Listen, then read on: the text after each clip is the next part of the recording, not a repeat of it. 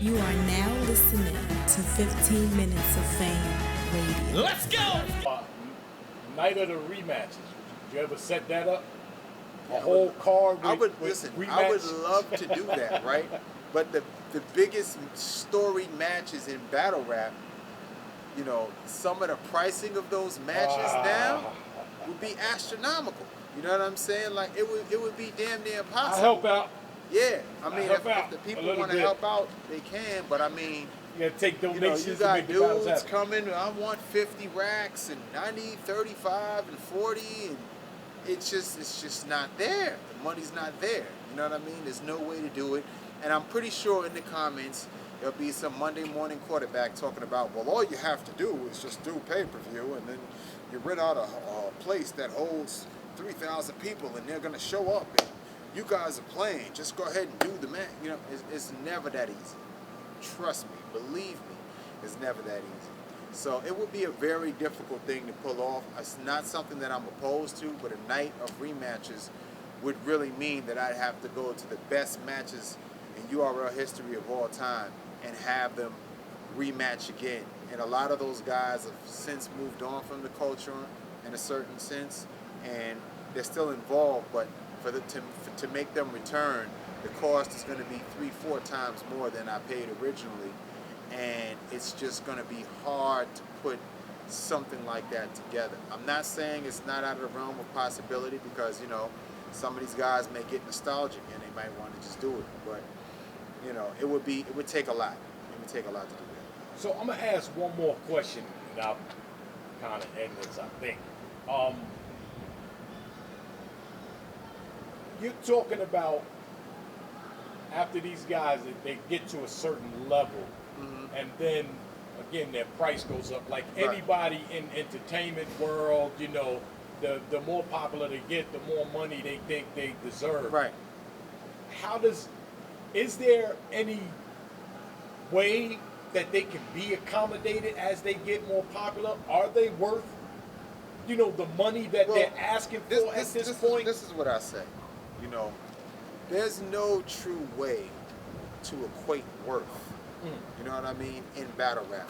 I mean, I can tell somebody what I think they're worth, and they can tell me what they think they're worth. It's really my job to make an offer.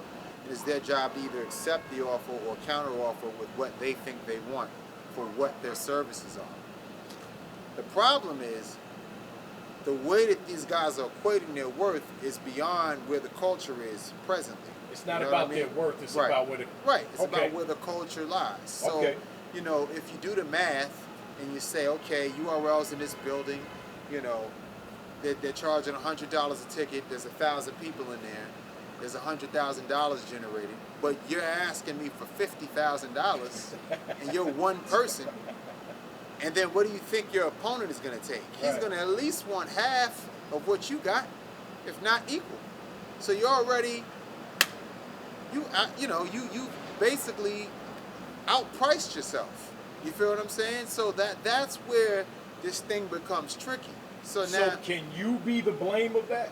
Can URL or King of the Dot or any of these leagues in battle rap be the blame that these guys can't get the money that they're actually worth because the battle rap culture isn't getting where it should be? Right. I think battle rap is that a fucked up question to ask? No, I mean, I think that battle rap has grown tremendously. You know what I mean? I mean, if you look at, not to toot our own horn, you know, but of course that's my job. But like if you look at some of the milestones that we've reached with URL in terms of venues and capacity, it's amazing. You know what I mean? Like, and the money that the guys are getting now, I've never seen that before. So yeah. Like for Webster Hall, you know, we're the biggest hip hop event to ever be at Webster Hall. Period. Over everybody that's ever been in that building. We had the most people. We're tied with the Rolling Stones and the Killers for the record of capacity. Damn. Irving Plaza, we hold the record for Irving Plaza for the biggest amount ever paid to a promoter. We have the record for capacity and for a payout. You know what I mean? Just about any venue we touch, like we're holding records in these venues. But still, you know what I mean? Now with the pricing of the artists, you know what I mean? The reason why the tickets are so high is because there has to be wiggle room to pay the artist and for us to operate as a company and just for us to actually see some type of reward from the effort put forth. You know, I'm not gonna, me personally, I'm not gonna do a match where I run out and pay a guy 50, 60,000 and then at the end of the night, you know, I'm going home with nothing or $700 or something crazy, because then and then somebody just tapping me on the shoulder and say, yo, you did it for the cult. Like, you did it, man. Yeah. But that's not paying the rent. That's not paying the bills. And it's just principle. Like, it's not good business practice. Like Oscar De La Hoya, when he does a fight with Golden Boy Promotions, the boxers don't make $10 million and Oscar De La Hoya goes home with nothing. Or Don King, or when Dana White and UFC do, you know, a big matchup, they don't do a matchup to pay somebody else way more than what they got, and they're putting up all the money and taking all the risks. You know what I'm saying? And I think some of these guys have to be realistic and understand where they're at, because if they could do this and they feel that they want to do it, take the risk with me. You know what I'm saying? Put your money into it. Let's be partners. Or say, hey, you know what? Nobody has offered you that. Nobody has offered that. Or I'll say, okay, well, if you think that you're worth that, let me pay you this, and if you reach that mark at that night, I'll give it to you. Nah, man, nah. They don't want to take the chance. How do they do it? Huh? How do they do it? Nah, man, nah. You know what I'm saying? I need mines now, man. You know what I mean? Nah, bees, but yo, just go holler. Yo, URL. Go get Pepsi or something. Go get this one. Go get that one. You know what I mean? And it's just like, they'll never take the risk. So I'm saying, I'm telling you, bet on yourself. You know what I'm saying? Like, if you telling me this, like I've even made situations where I've said, okay, look, I'll do, X, Y, and Z. You'll make more than what you're asking me for if you take the risk with me and and they'll be like, nah. I said, so how do you want me to believe in you when you don't believe in yourself? Wow. You know what I'm saying? But you want us to take all the risks, put up all the money, then if it fails or it doesn't perform, you want all your money that day, right? And then if you don't get your money that day, you're dropping a blog, you're on the local radio show, you're calling in. So you have offered that to some battle rappers, Yes. like, yo, and they just like, nah. No, they want all of it up front, or they want it to be paid out in a regular way. But what it is they're judging what they're equating there. But see, this is the thing. No one else is paying them this money.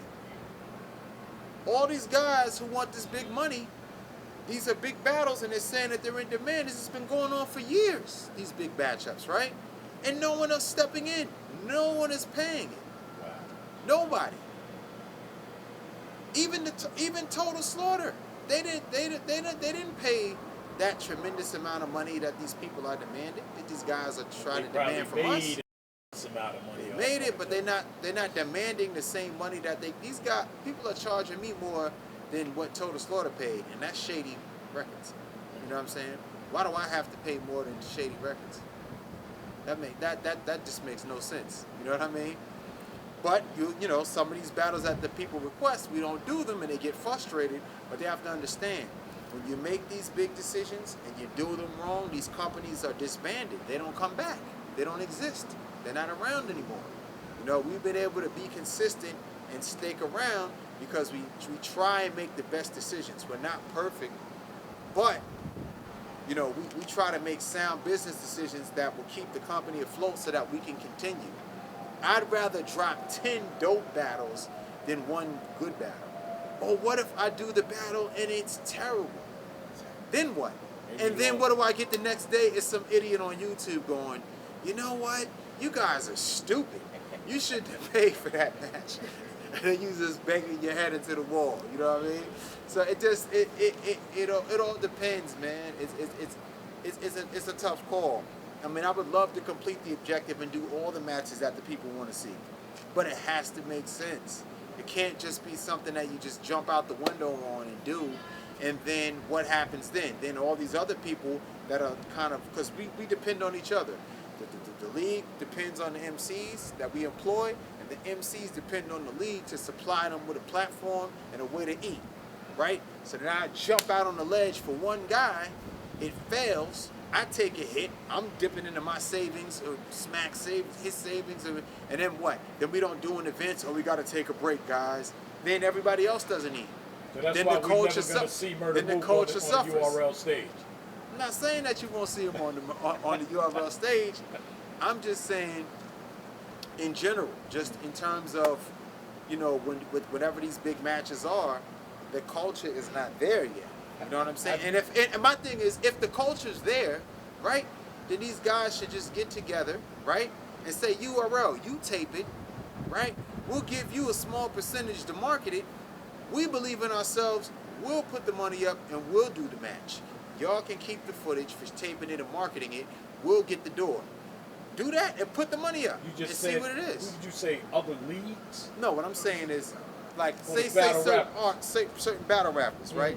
If they feel that a match is that they're gonna get so, because this, when they're talking to you, they're telling you, man, y'all gonna eat, y'all gonna make so much money. So then do your own event, right? See if you can market it or whatever, or get with us, because you know we have the machine, we got the subscribers, we have the way to market it. Let's make a part, and then we can do that when it's that, you know, outrageous number, and then see if you're worth that number. See if you get that number coming through the door. Make a deal with, you know what I mean? But nobody wants to do that. Everybody just wants to just get paid, and nobody wants to take the chance, and they want us to take the chance every single time. Now, we've done it. I've done events where I made no money. I've done events and been in the red. You know what I'm saying? At the end of the night, been home like damn, and had to go get extra money from, you know what I'm saying, my doing that. account and make sure everybody gets paid. You know what I'm saying? But we don't do that anymore. That was in the beginning. Now we have a fan base. Now we got that, so we have to move according to the demand. We went from certain clubs like Voodoo Lounge, moved up, went to Santos.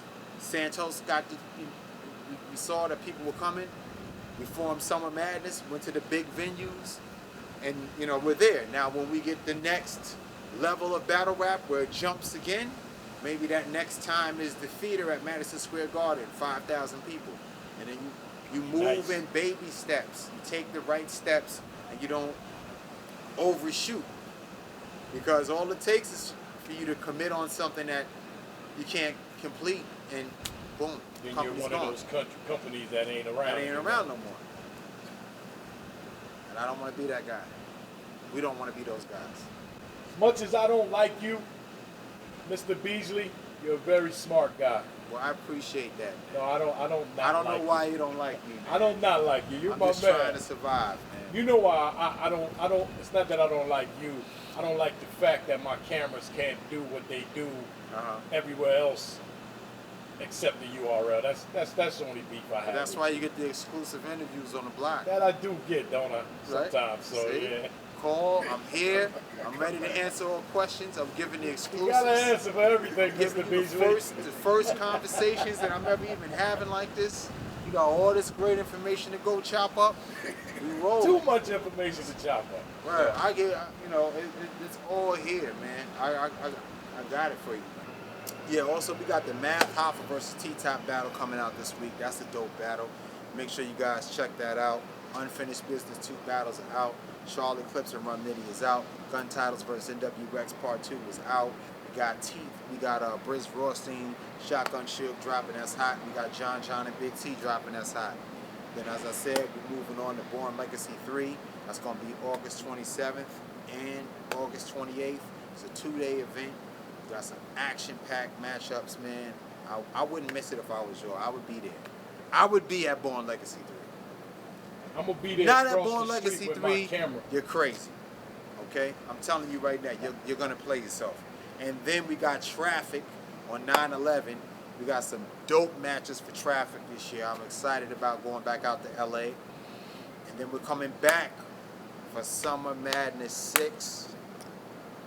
All right? And And then we also are in the works with some other big events for later in the year before we close the year out. So I'm excited. We're going to also continue with the Born Legacy series because people really like it. And I'm just excited about what's going on in battle rap. 15 minutes of fame. You are now listening to 15 Minutes of Fame Radio. Let's go. 15 minutes of fame radio. We're now stepping into 15 minutes of fame radio.